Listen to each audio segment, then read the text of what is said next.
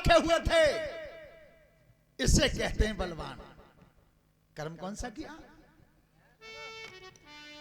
अरे तब उठ बैठो बलधारी,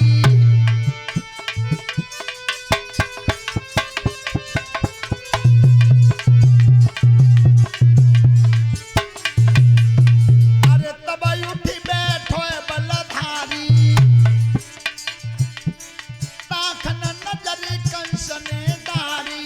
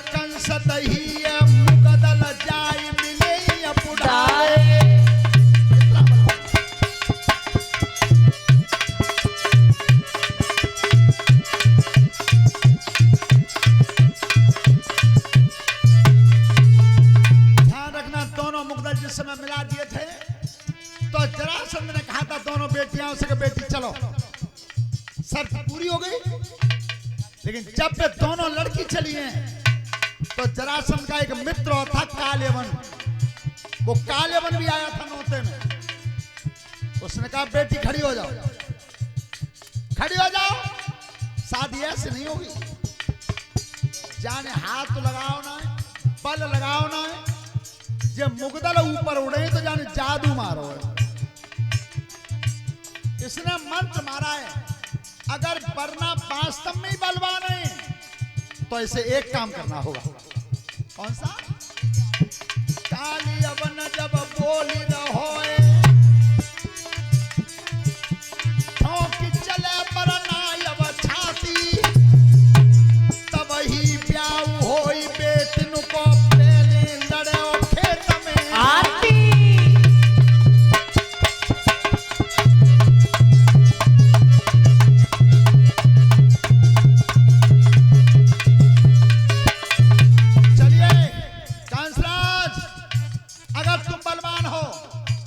मेरे पास एक कुबलिया पीड़ नाम का हाथी है, कुबलिया पीड़। इस हाथी से तुम्हें युद्ध करना पड़ेगा। अगर हाथी को तुम हराते हो, सुनो, अब जब बात है अगर अबे के बालक सुने तो झूठ नहीं मानेंगे, बिल्कुल सफेद झूठ मानेंगे। तो बेटा जितना बात है द्वापुर की, अरे जा कलयुग में ही और दिल्ली पर मुगल बादशाह के सामने जसवंत सिंह अपने बेटा पृथ्वी सिंह की कुश्ती शेर से बधियाए थे, और शेर से कुश्ती हुई थी बीच कचहरी में। बे वीर तो अबे के ज्यादा दिन नहीं गए, तो कंस ने की महाराज बेईमानी को उतर आए। पहले शर्त लगाई मुगदल की, और अब शर्त लगाई हाथी की, तो टाइम मन में तो बाबू अजमा लो। चलो साकर पकड़ लही हाथी ने, आगे पूजब सूर बढ़ाई, कंस राज ने कदम धरोए, अपनी दीनी भुजा बढ़ाई।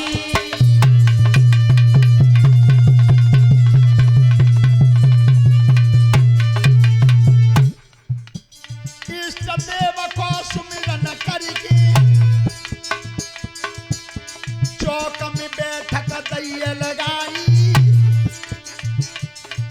और पैर पकड़ के तब हाथी को जीतू ले गो यथन उठाई।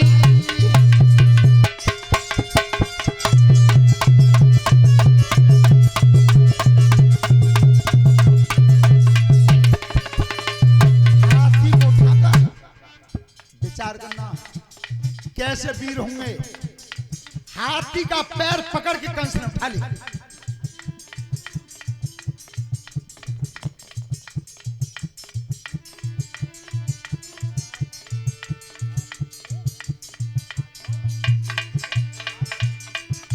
और ये व्यासपीठ के माध्यम से 100 रुपए की हारमाला से हमें सम्मानित किया है मोहर सिंह फूफा जी ग्राम गढ़ी से,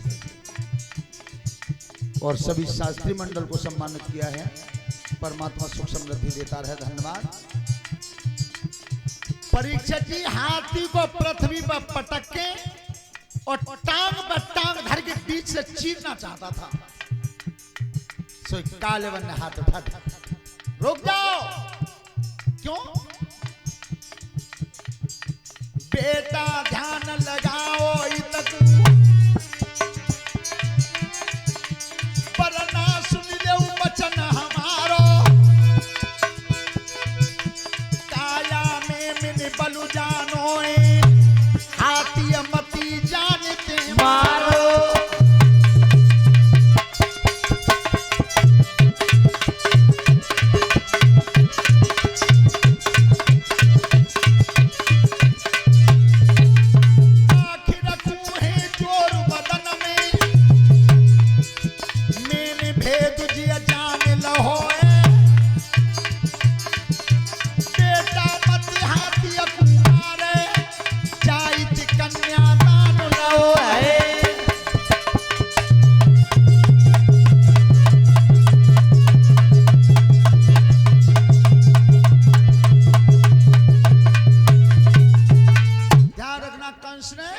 उस कुबलिया पीड़ हाथी को उठा करके और पृथ्वी पर पटक के मारना चाहता था।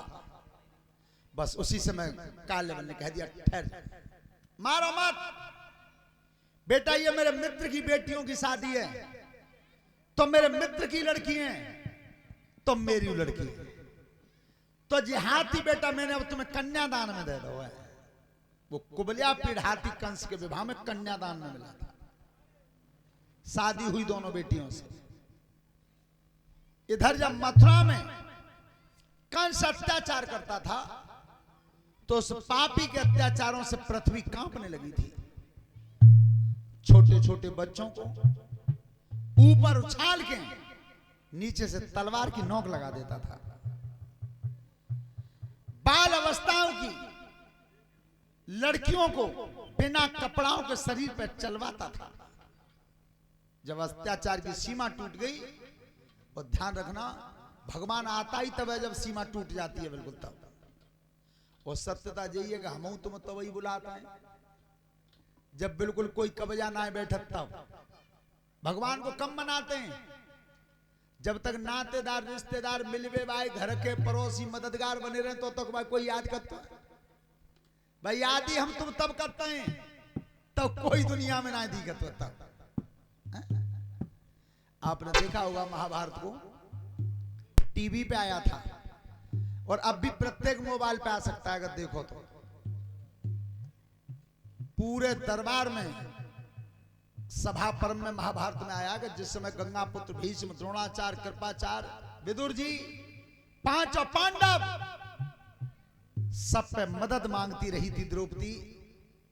लेकिन जब सबने नीचे गर्दन डाल ली है तब देखना तुम टीवी पर, तब द्रौपदी ने दोनों हाथ ऊपर किए और ऊपर हाथ किए, और तब किन्हें याद किया था।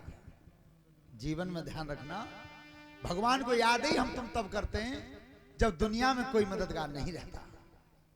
तो जिस समय द्रौपदी रोई थी सबके सामने, महाभारत देखा है बच्चों तुमने, टीवी पर देखा होगा। कोई छोड़ा उसने जिससे मदद नहीं मांगी, लेकिन किसी ने मदद की तो चलती क्या है, गर्दन तक नहीं उठाई ऊपर को। और जब कोई मददगार नहीं हुआ तो पता है क्या बोली थी दोनों हाथ उठा करके ऊपर। ये सुना होगा आपने हमारे गुरुदेवता के मुंह से कि जिस समय वो खड़े होकर के थाली की रामायण गाते थे तो तब की धुन है जी। तिलक सिंह फूफा देखे तुमने गुरु जी खूब, तो सुनो ये धुन गाते थे। कौन सी? अरे गिरधारी है जामी नगी न करो एकाया के,